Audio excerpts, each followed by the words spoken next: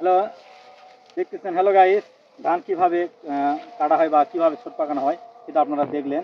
এটা সাধারণ ছোট পাকানা, ছোটটা এভাবে রাখতে হয়। রাখলাম। এবার দেখেন কিভাবে ধান কাটতেছে।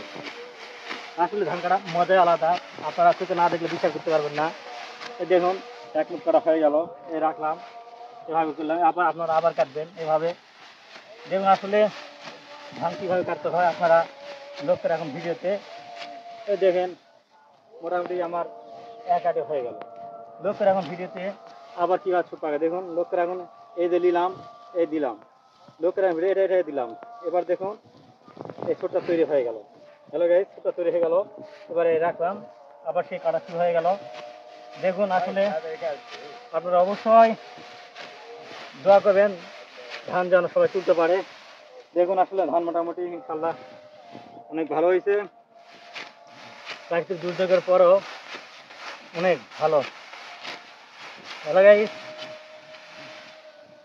দেখলেন আসলে কিভাবে ধানটা কাটা হয়, আপনার লক্ষ্য রাখলেন।